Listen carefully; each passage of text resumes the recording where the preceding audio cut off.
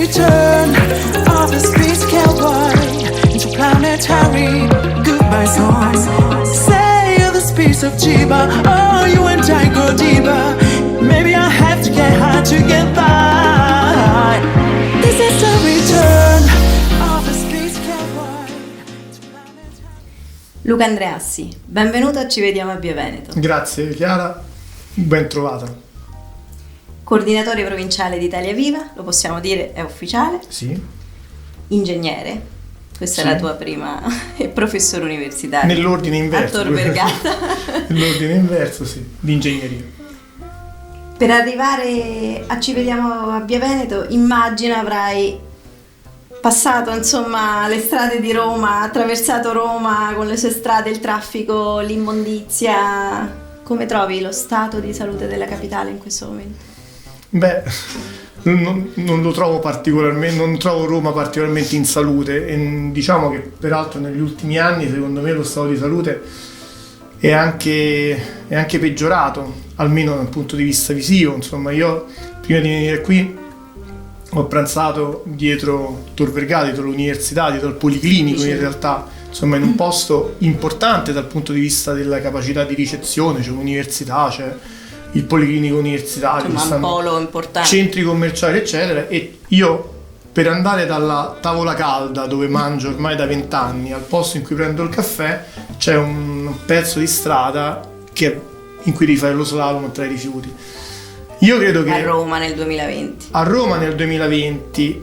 Io credo che Roma sia arrivata ad un punto della sua storia millenaria in cui c'è bisogno di qualcuno che le voglia davvero bene e c'è bisogno di qualcuno che sappia fare le cose, soprattutto smettendo di usare l'alibi, che peraltro è vero, però a un certo punto poi diventa l'alibi, che Roma è una città difficile. Roma è sicuramente più difficile di Milano. È colpa delle amministrazioni precedenti. Vabbè, colpa delle amministrazioni precedenti, poi è fantastico. Però perché perseguita i cittadini sì, questa vabbè, cosa. è sempre colpa di qualcun altro. Però insomma voglio dire, Roma è una città difficile, ma non può essere l'alibi che sia una città difficile. La gestione dei rifiuti, che sai essere un tema a me particolarmente caro, è sicuramente più difficile a Roma che in città del nord, è assolutamente evidente, ma il fatto che sia difficile non significa che sia impossibile.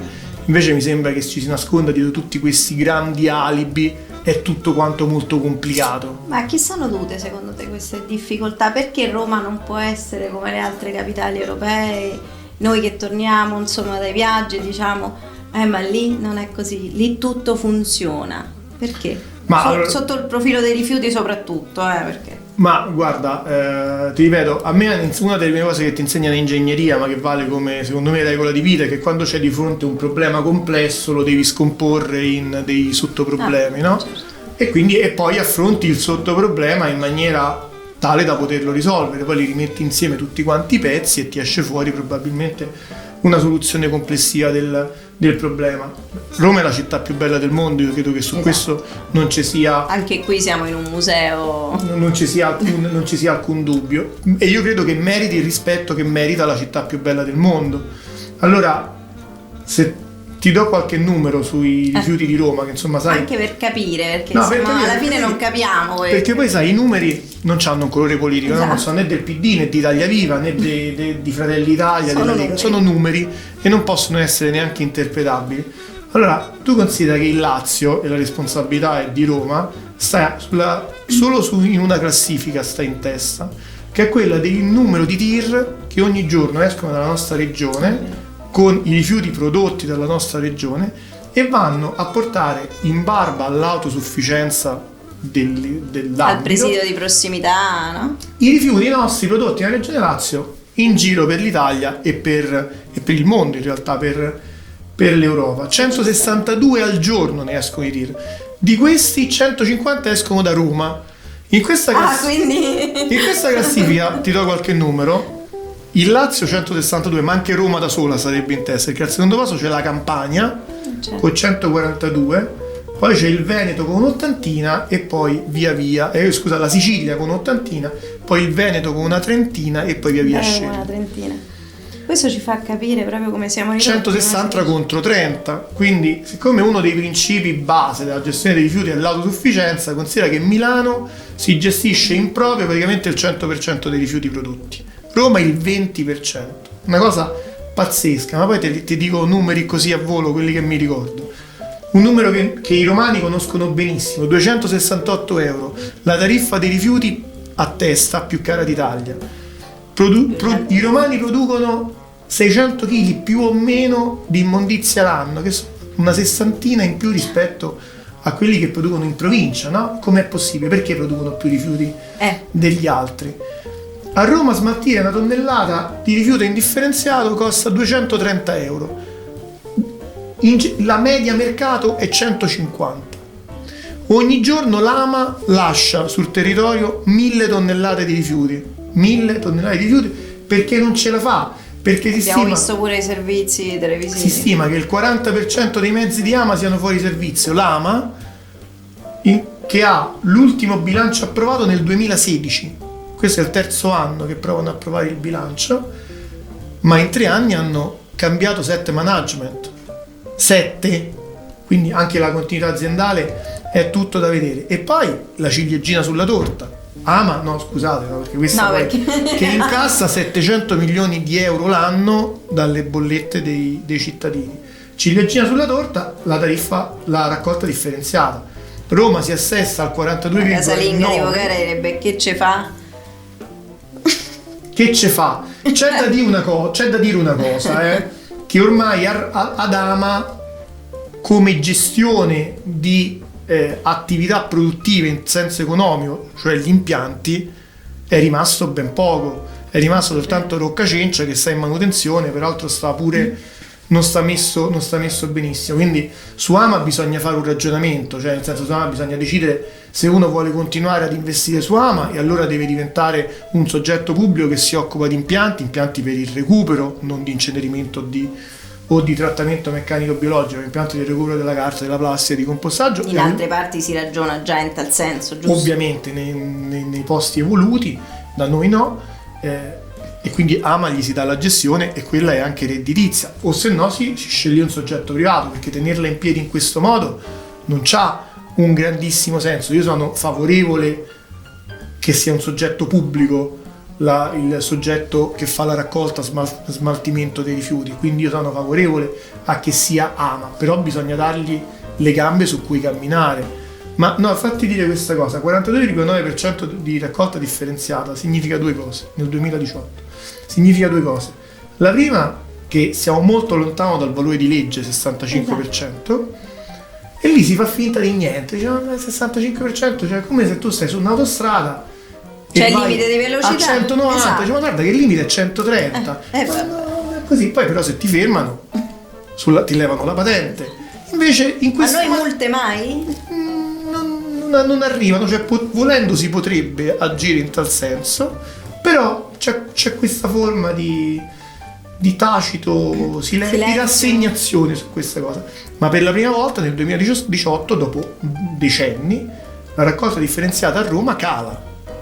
Quindi i fautori dei rifiuti zero, che sappiamo quanto sia un concetto utopistico, hanno avuto il grandissimo merito di far diminuire la raccolta differenziata a Roma per la prima volta nella storia, diciamo, recente di questa città. Ma tu che insegni, no? Che mastichi questa materia sempre, ma che bisogna fare per risollevare questa percentuale? Allora, l'obiettivo cronica? Ce lo siamo detti, no? Bisogna diventare autosufficienti, dotandoci di impianti che siano funzionali alla raccolta differenziata, arrivando quindi al 65% di raccolta differenziata, e con un peso impiantistico che sia equamente distribuito su tutta la città. Voglio dire, la complessità di Roma sta nel fatto che Parioli è molto diverso da Tor Bella Monaca, da Tor Vergata o da Prati. Certo. Fortunatamente però la tecnologia oggi è arrivata a un punto tale che da qualche parte puoi fare la raccolta differenziata porta a porta, da qualche altro lascerai i cassoni stradali informatizzati di vario colore in cui i cittadini accedono a seconda del quartiere, e tu disegni questa cosa in questo modo. Quindi se tu prendi Roma, la dividi in distretti, in sottoaree, ne puoi fare 6, 7 di vario genere. Ogni area più o meno omogenea come tipo di urbanizzazione. Perché c'è disordine, mi confermi? C'è disordine, la doti di un sistema di raccolta adeguato a quel tipo di area, con una dotazione impiantistica che sia idonea in taglie e tipologia. Ma per dotazione impiantistica che cosa intendi? Impianti di trattamento dei prodotti della raccolta differenziata, quindi impianti TMB. No, assolutamente no, impianti di compostaggio, impianti del riciclo della plastica, della carta, del vetro. Il TMB, che è l'impianto di trattamento meccanico e biologico, nasce come anello intermedio di una catena in cui raccogliere i rifiuti dei cassonetti stradali, quelli di Roma, in cui c'è tutto mischiato, vengono separati meccanicamente i rifiuti, stabilizzati biologicamente e escono altri rifiuti, escono i rifiuti che vanno o in discarica o all'inceneritore. Ma serve anche quello o... Non serve più nel momento in cui fai la raccolta differenziata, perché nel momento in cui fai la raccolta differenziata non è più bisogno di un oggetto, di un impianto che stabilizzi il rifiuto, perché l'umido te lo sei trovato, te lo sei tolto e lo mandi all'impianto di Quindi compostaggio. basterebbe fare una raccolta differenziata Dignitosa, utilizzando gli strumenti che la tecnologia ti mette a disposizione e separando le varie aree e dividendo Roma in aree che siano più o meno omogenee, perché poi c'è pure questa favola che il cittadino è contrario all'impianto. Prima bisogna spiegargli che tipo di impianto esatto, è, no? per quello che... Perché se è un impianto di recupero della tua raccolta differenziata, al cittadino già ti comincia ad ascoltare con interesse. Se poi gli spieghi che la taglia è una taglia adeguata al distretto all'interno del cui si trova, quindi 3, 400 mila, 500 mila abitanti, e non viene rifiuto o materiale da fuori, ti segue con ancora maggiore interesse. Quindi c'è anche un gap di informazione. Ma quando poi gli spieghi soprattutto che in questo modo, trattando il proprio rifiuto nel distretto, lui ci guadagna economicamente perché la tariffa cala, lui ti diventa il maggior sponsor possibile dell'impianto. Il problema sono gli impianti di trattamento meccanico biologico, che sono di una tecnologia ormai obsoleta, che infatti vanno a fuoco, ne va a fuoco uno ogni 2 mesi nella nostra regione. Sono gli inceneritori che comunque impattano, sono le discariche che sono in assoluto le più inquinanti di tutti, certo. Tant'è vero che ci stanno le direttive europee che ci dicono chiuderle. chiaramente sì, comunque massimi il 10% del rifiuto prodotto deve andare in discarica, a cui ci dovremo prima o poi attenere. È al 2030, però insomma bisogna cominciare a mettere in piedi delle azioni. Se a Roma cala la differenziata, mi sembra evidente che ci sia un problema gestionale importante. Molto Io credo che importante. serva un po' di capacità di fare queste cose. Ora capisco, perché sono una ventina d'anni che insegni all'università Sono una ventina l'interazione tra le macchine e l'ambiente. Quello è un corso a cui sono particolarmente affezionato, perché in questi 20 anni ho insegnato vari corsi, però c'è un unico corso che faccio esattamente da 20 anni, che è interazione tra le macchine e l'ambiente, che è in qualche modo l'impatto che le azioni dell'uomo producono sull'ambiente, no? Quindi gli impianti producono sull'ambiente. E in questi 20 anni le cose sono molto, molto cambiate, ma anche in peggio. Nel senso che la mancanza di attenzione, per esempio, al surriscaldamento terrestre, Infatti, è prima di Greta legato al... Greta lo dice in maniera molto più efficace, però insomma noi lo dicevamo da un po' di tempo. Immagino. Però anche questo surriscaldamento, anche il fatto che le attività dell'uomo stanno provocando effetto serra sul riscaldamento, lo scioglimento dei ghiacci eterni, no? Il permafrost, all'interno dei quali si stanno liberando col tempo un sacco di virus. Siamo in un periodo, mi sembra, in cui se ne parla molto. È un effetto. Virus nei confronti dei quali, non nello specifico, non credo, però dico in generale.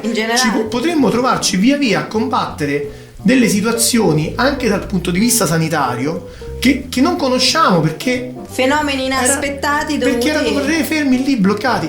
Allora la mancanza totale di attenzione, soprattutto è ovvio che tutti noi nel nostro piccolo possiamo dare un piccolo contributo, no? Quando ti dicono vabbè, sì, non, certo. non lasciare il televisore acceso con il pallino rosso, spegnilo direttamente perché quello comunque consuma, oppure non stacca il caricabatterie del telefono. Sono piccole norme. Sono piccole, è chiaro che qui si tratta dei grandi della terra, dei grandi paesi industrializzati che devono fare qualcosa in questo senso, ed è altrettanto chiaro che l'atteggiamento della più grande nazione di tutti, l'atteggiamento di Trump e degli Stati Uniti, completamente antitetico a quello che aveva fatto Obama, è pericoloso. Cioè questa forma di atteggiamento nei confronti di chi dice, degli scienziati tutti che dicono c'è un problema serio, un problema serio che insomma fra un centinaio di anni Venezia sarà sotto un livello di acqua di 150 centimetri rispetto ad oggi, cioè Venezia non esiste più. Io non so, lo dico ai miei studenti, voi siete andati in Venezia, generalmente non sono sposati, dice, state pensando di andare alle Maldive in viaggio di nozze? Andateci prima che sia troppo tardi, perché alla fine i livelli delle acque cresceranno. Io non so quale immagine più devastante di Venezia sommersa ci possa essere rispetto a delle azioni che vanno intraprese necessariamente, cioè non c'è un'alternativa rispetto a un'attenzione maggiore anche sulla gestione dei rifiuti. Dicono gli slogan, non c'è un'altra terra, insomma, abbiamo questo. No, comunque può essere pure che c'è un'altra, può darsi pure che ci sia un'altra terra, noi non siamo capaci ad andarci, quindi ci dobbiamo tenere questa, per noi e per i nostri figli, i nipoti e tutto il resto. Parliamo di politica? Parliamo di politica. Perché dal PD sei passato ai confronti di Italia Viva? Ma io credo, allora, di Italia Viva mi piace un atteggiamento che insomma forse è anche piuttosto visionario ed utopistico nella politica di questi tempi, no? La politica di questi tempi è una politica caratterizzata dal fatto che tu vai in giro, vedi una buca, quindi registri il problema e ti inventi uno slogan che sia sufficientemente efficace, qualunquista, populista il più possibile, e lanci il messaggio su tutti quanti i canali social. Poi il fatto è che quella buca, scusami Chiara, l'esempio è stupido, non so, che quella buca vada tappata in un certo modo, con certi criteri, che ricoprirla ha un costo, che bisogna fare in modo che poi una volta ricoperta non si riapra dopo 10 giorni o al primo temporale. Non dare l'illusione del momento. Non interessa niente a nessuno. Italia Viva è un partito che si propone oggi con l'idea di dire ok, ci sta una serie di proposte e noi diciamo una serie di problematiche, ad evidenziare sono capaci tutti, noi vi facciamo una serie di proposte. I rifiuti per esempio sono queste, no? Una di queste è il piano shock per esempio, che è quello che stiamo presentando in questi giorni. Ci sono tutta una serie di opere pubbliche importanti a livello di infrastrutture che sbloccherebbero la nostra nazione, anche nella regione Lazio. Cioè allora sblocchiamo queste opere pubbliche. Perché sono bloccate? Quindi se sono bloccate da qualche parte nei meandri di una amministrazione pubblica che ha ricorsi, controricorsi eccetera, incartata nella burocrazia, commissariamo queste opere, cioè mettiamo un commissario a queste opere, cioè diamo un percorso in qualche modo privilegiato tipo Expo che ci permetta di arrivare alla realizzazione di quell'opera lì, no? Quindi cioè, troviamo una soluzione ad un problema. Poi magari ce ne sta qualcuna migliore di quelle che diciamo noi, però insomma proponiamo delle cose. Proporre è la cosa che mi è sempre piaciuta di più, piuttosto che giocare di rimessa. Nel senso, ti faccio un esempio molto vicino alle mie corde. Nel Partito Democratico ho sempre sofferto la battaglia di retroguardia che facevano sulla discarica di Roma, no? In cui il messaggio che passava era: guardate che se noi individuiamo una discarica di Roma, ora noi stiamo litigando con la Raggi se la dobbiamo fare a Roma o in provincia di Roma, ma nel momento in cui noi individuiamo la discarica il problema dei rifiuti di Roma è risolto. Ma non è vero per niente. Non è così. Nel momento in cui tu individui una discarica, forse per qualche mese i rifiuti di Roma, dopo che l'hai trattati, li mandi in quella discarica, ma a tempo qualche mese li stai da capo a 12, avendo fatto una buca in più che è inquinante e interazione con l'ambiente assolutamente negativa. Invece mi piace dire no, affrontiamoli il problema dei rifiuti di Roma, come abbiamo provato a fare qualche minuto fa, ma è chiaro che mia madre che ascolta una cosa del genere, si sente la mia filippica sulla soluzione del problema dei rifiuti di Roma, che se ci mettiamo carta e però hai penna fatto almeno capire un po' dura come- qualche ora Ho capito. e me la perdo. Se invece sente Zingaretti o Laraggi che dicono facciamo una discarica con le cognizioni che c'ha di maestra intenzione, dice però la discarica mi potrebbe sembrare una soluzione migliore. Passa come messaggio, ma è un danno clamoroso, perché è una battaglia di retroguardia che testimonia la non volontà. Poi insomma è una battaglia di retroguardia talmente stupida che certe volte mi fanno pensare che siamo d'accordo. Forse stanno in governo insieme, pure noi in realtà, però insomma noi un po' più critici, diciamo. Un po' più critici, eh? Chi è Luca? Ci parli un po' della tua sfera privata, lo diciamo a tutti. Ma vabbè, professionalmente lo sai, insomma, sono la mia attività, che poi tra l'altro è una cosa che mi piace tantissimo, perché c'è questo fatto, ecco, ragionavamo di questo corso interazione tra le macchine ambienti, faccio il professore universitario, sto a Tor Vergata, insegno anche in altri atenei, anche a Viterbo, però insomma l'idea di confrontarti quotidianamente con gente giovane, dinamica, con quelli che poi saranno in qualche modo i dirigenti, no? Quelli che saranno la guida dell'Italia, del mondo, è estremamente stimolante, anche da un punto di vista di farti sentire giovane. Io ripeto, 20 anni che faccio quel corso, io sono passato da 28 a 48 di anni, ma davanti ho sempre facce diverse, ma sempre della stessa età. Quindi quando ho cominciato ero più o meno coetaneo loro. E tutto sommato quando entro in aula, non ti dico che mi ci sento ancora coetaneo loro, però insomma mi sento fortemente stimolato. È bello, insegnare è fantastico, bisogna sempre comunque aggiornarsi, andare in giro, però è molto stimolante.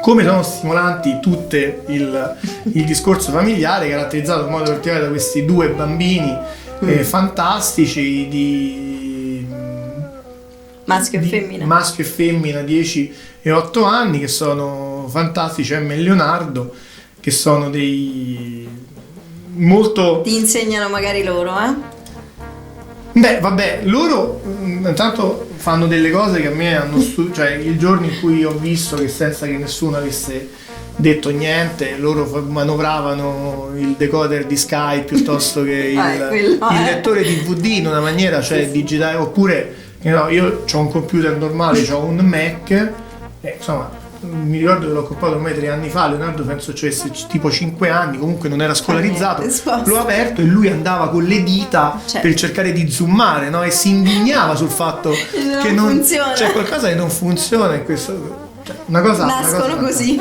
Sono fantastici, sono assolutamente time expensive, nel senso che time consuming, però è bello. Comunque il concetto di famiglia in generale, insomma hanno dei genitori che tutte e due fanno delle vite piuttosto complicate, frenetiche, però frenetiche molto, anche perché insomma pure la mamma dirigente di un'azienda farmaceutica, spesso in giro, insomma si gira tanto. Diciamo che però stanno crescendo bene, sono senza dubbio la cosa migliore che io abbia fatto in vita mia, loro due, non c'è dubbio su questa. E questo è bello, anche queste cose sono importanti.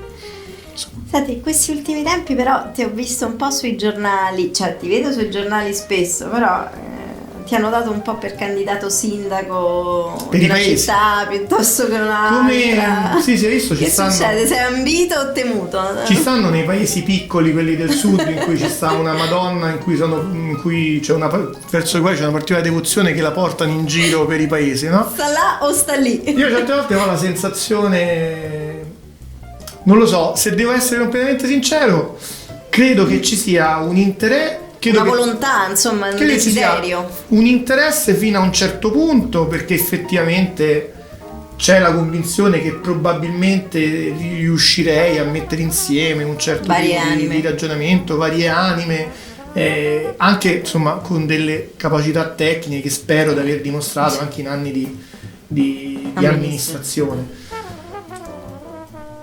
Certo, con me una cosa è certa, cioè la mia, al di là dell'adesione ad un partito di cui sono convintamente coordinatore provinciale eccetera, Però insomma io ho un'indipendenza mia totale dagli schemi, soprattutto di una politica vecchia, che in qualche modo ho tentato sempre di combattere. Questa cosa magari crea qualche preoccupazione. Da una no? parte preoccupa. Crea qualche preoccupazione, però sai, io ti dico una cosa, io la politica la faccio per questa grandissima passione, sono appassionato appunto a temi tecnici. Della politica la cosa che più mi piace è quella di, l'abbiamo detto prima in termini più ampi, te lo dico su di me, di proporre soluzioni, poi di vederla realizzata e di capire che quella soluzione che tu hai proposto e che hai realizzato ha migliorato tanto portato poco, benessere. esatto, la qualità della vita della Quello che è gente, importante. Questo è il motivo vero per cui faccio politica. Non accetterei compromessi su... Non accetto, non è che non accetto. No, non accetti. Non accetto compromessi su questa cosa, quindi non me ne faccio neanche un cruccio particolare, no? Che queste voci escano, che poi rientrino, insomma. Dici, Però fate voi. però per il momento sto qui e ci sto. Adesso la facciamo passare questa ondata elettorale. E tra l'altro c'è una cosa divertente che Renzi ha lanciato da qualche giorno, da qualche settimana, l'idea del sindaco d'Italia, no?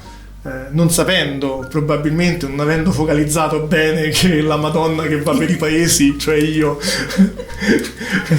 è il coordinatore provinciale della provincia di Roma, perché chiaramente di fronte al sindaco d'Italia io sono automaticamente candidato, ecco. Adesso, Esatto. dopo questa dichiarazione è finita la mia esperienza politica.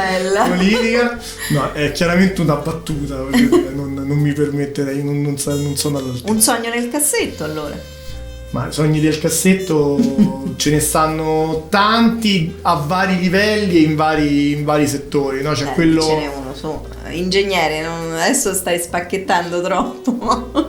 Allora, togliendo tutti i sogni, togliendo tutto quello che è scontato, la salute per te e per le persone che vuoi bene, che è chiaro che c'è lì. La Lazio che vinca lo scudetto, che è chiaro che sta lì. L'hai dovuto dire. A me avere a Roma un ruolo anche gratuito in cui possa in maniera operativa mettere le mani sulla gestione dei rifiuti e dimostrare che il problema è risolvibile mi piacerebbe tanto. È auspicabile anche per chi ti, Pure lì, per però, chi ti vede candidato in giro. Però pure lì sono molto indipendente, forse ancora di più che come sindaco. Questa forse se la risparmiavi avevi un po' più possibilità. Guarda, il problema dei rifiuti a Roma è certo. Dunque, secondo me si può essere ottimi sindaci anche sposando delle logiche politiche, diciamo, un po' di vecchio stile, no? Che non mi piacciono molto, però lui può essere un ottimo sindaco. È certo che solo con l'indipendenza a tutto tondo riesce a risolvere il problema di Roma dei rifiuti. Sei l'emblema. Non c'è dubbio su questa cosa. Lì proprio i compromessi non sono nemmeno una scelta personale, sono l'assenza di compromessi deve essere un obbligo assoluto. Mi piacerebbe, quello sì, mi piacerebbe perché è un problema ovviamente molto complesso, molto stimolante. Non ho mai pensato, una bella sfida. Non ho mai pensato che si potesse risolvere in questo modo. Credo che però pensare di risolverlo nominando 7 management di AMA in 3 anni, con un'AMA che non riesce ad approvare i bilanci, credo che sia proprio la strada opposta rispetto a qualsiasi percorso di buonsenso che va anche al di là di sapere di cosa tu stia parlando, perché questo che non sanno di cosa si stia parlando è evidente, cioè è pacifico, ma almeno metti qualcuno in cui, non io, dico in generale, qualcuno che gira da quelle parti, che se gli parli di rifiuti dice beh forse non ti propone un impianto per il riciclo dei pannolini e pannoloni sacrosanto ad avercelo, ma in questo momento credo che Roma possa permettersi il lusso di mandare ancora per qualche anno i pannolini e pannoloni, che c'è soltanto un impianto in Italia che sta in Veneto e quindi è difficile, cioè anche per i comuni molto virtuosi che separano i pannolini e pannoloni diventa poi difficile mandarli al recupero in Veneto, e quindi tendono a metterlo con l'indifferenziata. Ecco, io credo che Roma si possa permettere di mantenere Pannolini di mettere Pannolini e Pannoloni ancora per qualche anno nell'indifferenziata, perché ho un migliaio di cose da fare prima di questo impianto, che sarebbe fantastico, però insomma forse prima cerchiamo di evitare di mandare i rifiuti di Roma all'estero Fuori, e ce li trattiamo trasformandoli in risorsa anziché pagare 268 euro a persona. Secondo me sarebbe auspicabile, non so, però. Grazie. Grazie a te. This is the return of the space cowboy into planetary goodbye songs. Say you're the space of Chiba, oh you and I go deeper. Maybe I have to get high to get by.